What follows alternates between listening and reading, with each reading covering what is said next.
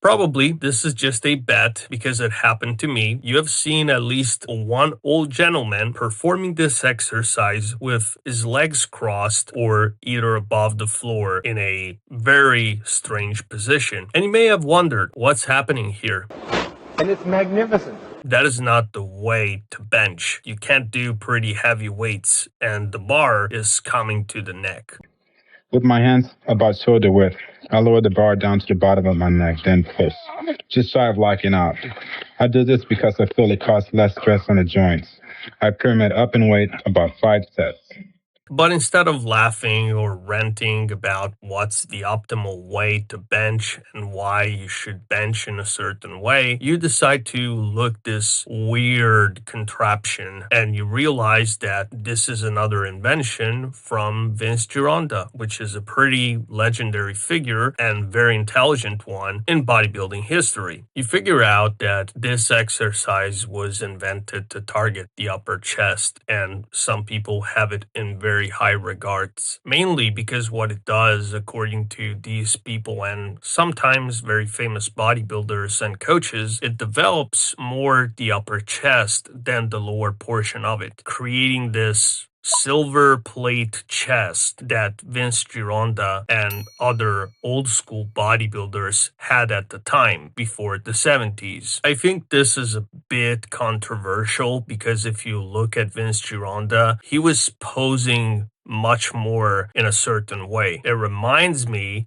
especially in some iconic pics, of the men's physique competitors that we see today. Nevertheless, if you look at Arnold, for example, who trained under the wing of Vince Gironda for a time and then switched to Gold's Gym and benching really heavy with his buddy Franco Columbu, you can spot the difference. There's a real different thing about the gorilla chest, which some heavy bench pressers have when compared to Vince Gironda and the old school bodybuilders. However, I'm not using this exercise to get a certain look. I'm using it because it's the only exercise that I can truly feel even when I do exercises afterwards for different parts of my chest that I can really feel on the upper portion. And so due to the fact that I don't have a lot of upper chest, I decided to use more this one instead of using weird flies or strange cable presses. This one is still the top, at least for me. But at the same time, to some people, it may be problematic. Some people say it's outright dangerous and has no place in bodybuilding today. At the same time, though, there are several influencers and even academically knowledgeable people that have shown that certain positions and ways of flaring the elbows and doing things on a press can actually target more the upper chest. Pull. I mean, pulling the elbows across the body. When I shot the original video for my Facebook group, I was just angry and shooting quickly.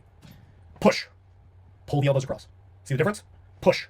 So the neck press position with the bar on the palms and the fact that it comes to your neck can actually target more that area. So maybe this is not fully academically approved evidence or peer-reviewed studies, but there's something to it. The problem though starts when you try to add weight and progress just like on a standard bench press or dumbbell press. This position is very tough for the pec tendon, and also if you add elbow flaring into it, it becomes even more dangerous. So going heavy and doing very low rep ranges, probably this is not the exercise to do that. Also, this exercise might be a lot more difficult for people with very long arms and not the most widest clavicles.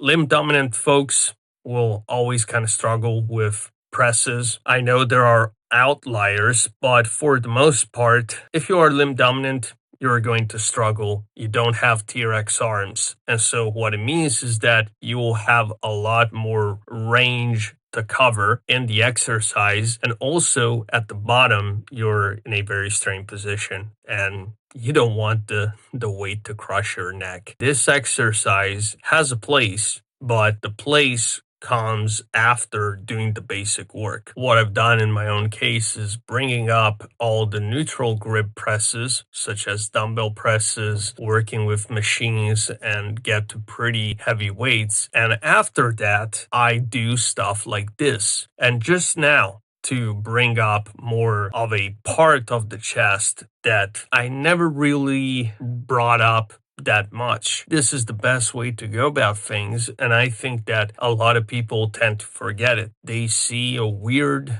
exercise, quote unquote, like this one, and they think it has no place, it's just dangerous, but maybe it has a place, but it comes after doing some other stuff. To wrap up this video, I'm going to add a few things. First, this exercise is amazing. Granted that you put it at the right time and in the right place in your training schedule to build your upper chest. The other thing is that if you really want to nail your upper chest, I think you should go decline. I've tried the decline version just briefly. I didn't film all the sets, but the decline neck press is just something else. Jan Blakely and other powerlifting coaches and even bodybuilding coaches are a bit right on this one. Decline presses seem to target a lot more the upper chest than inclines. If you can, go decline and try to use a Smith machine for added safety, especially if you're trying to go heavy. Last but not least, we have the foot placement, crossing the legs and doing it the golden era way. I don't think this one is super duper essential. I think it's more for people that have an overarching problem, meaning that